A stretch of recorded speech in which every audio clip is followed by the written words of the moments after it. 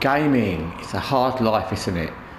Anyway, welcome to Gaming for Gamers. It's a new channel where basically I'll be talking about the hard deal that we get as gamers.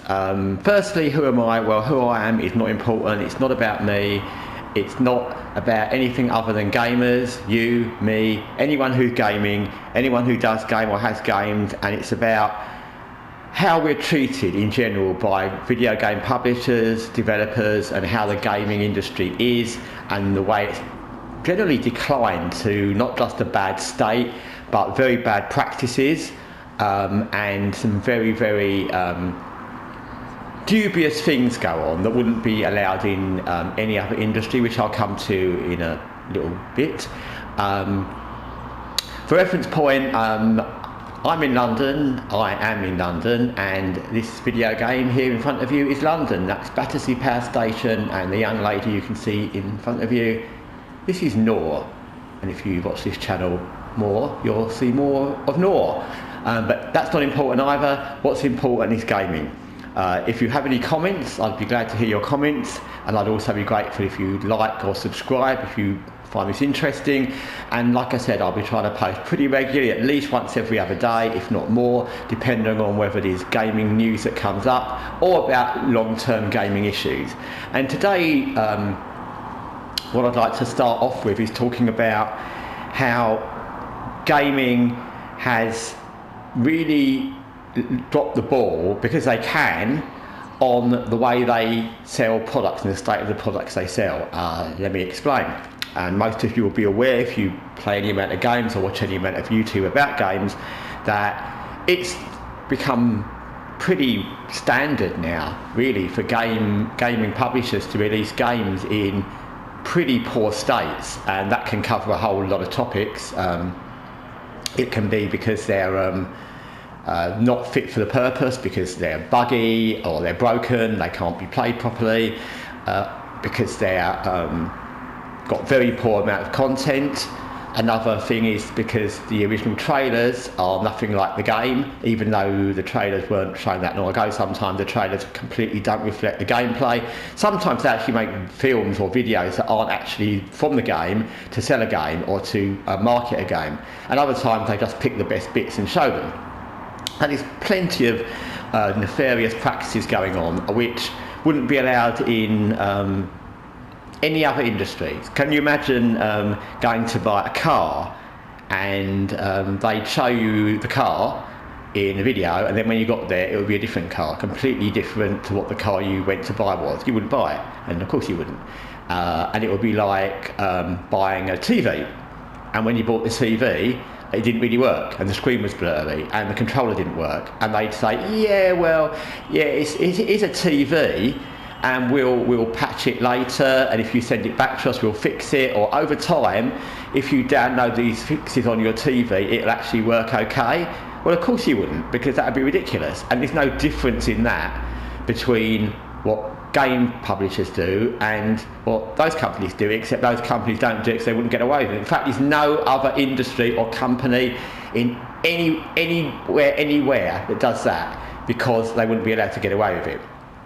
And they get away with it because they can, because there's no, even in individual countries, there's not much regulation on what video game publishers do. And overall, in the world, there's no national regulation, of course, not even in the EU, really. So that's why they do it. But it's ridiculous when you think about it. They can literally release things that are broken, and they know they're broken, and they sell them.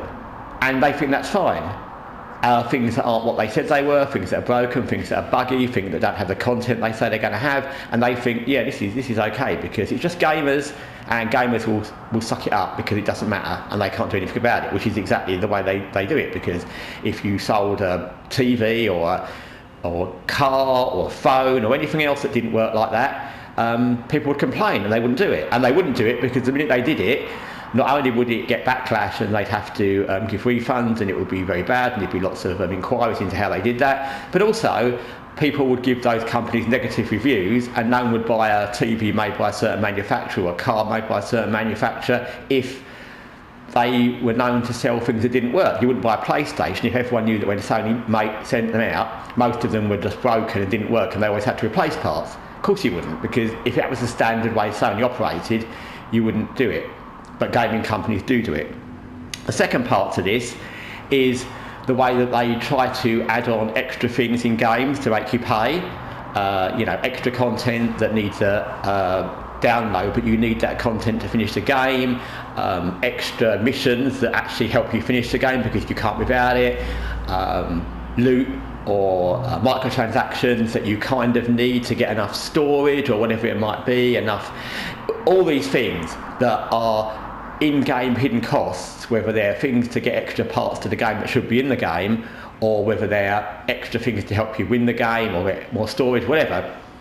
All those things are things that should be in the game originally. And again, back to the analogy with other products, for example, it'd be like a car manufacturer selling you a car without tyres. And they would argue, well, yeah, strictly speaking, tyres aren't part of the car. They're something you add on and take off when they wear out. So we're not going to give you any tyres. If you want tyres, you have to buy them separately. And that would be ridiculous. Of course it would. But gaming companies do that, and they think it's fine. And every company, whether it's car manufacturers or phone makers or people that make cornflakes, want to make as much money. They would all love to sell a product and sell you cornflakes and then say, well, there's only half the cornflakes in the box, but if you want the rest, you have to pay more. Every company has that option.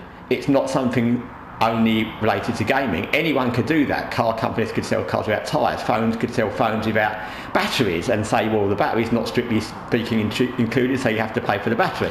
Every company could find a way to do that, but they don't, because no one would accept that, because once you've bought a product, you want the product fit for the purpose, ready to use. And so the only industry where they get away with that is gaming companies. And like with what I said at the beginning, with games that are start buggy and broken, not counting you can have buggy, broken games that then need DLC or missions added by extra money just to finish the game. So everything that gaming companies are thinking is, how can we scam gamers? How can we get the most money, every little trickle of money out of a gamer? Doesn't matter whether it's a microtransaction or sell a buggy game and just get it out of the way, or whether it's you need to buy this thing to really win the game, or you can buy this thing to help you win the game easier, or you need to get this extra mission which if you don't do you can't really play the game properly. It doesn't matter what it is. All they're thinking is not how to make a good product or how to market a good product. It's almost always nowadays how to get the absolute most out of gamers. And that's not like the most like, let's just do a AAA game at a silly price and have some skins. It's literally every single aspect. How to charge for this, how to charge for that. If you play it through this, you have to subscribe. If you play it through this, you've got to download this. Every single thing they can think of to squeeze every drop of money. And you know, and I know, because we're gamers, that we don't have endless money. You know, they wouldn't accept this if you were buying Rolls Royce or Ferrari or Chanel bags, and those people have got more money. And generally most gamers aren't on huge money. Gamers are people like you and I. They're just normal people playing games. Some are students, some are retired, some have got normal jobs, most have got kids, they've got whatever. They've got other expenses, they're not wildly rich.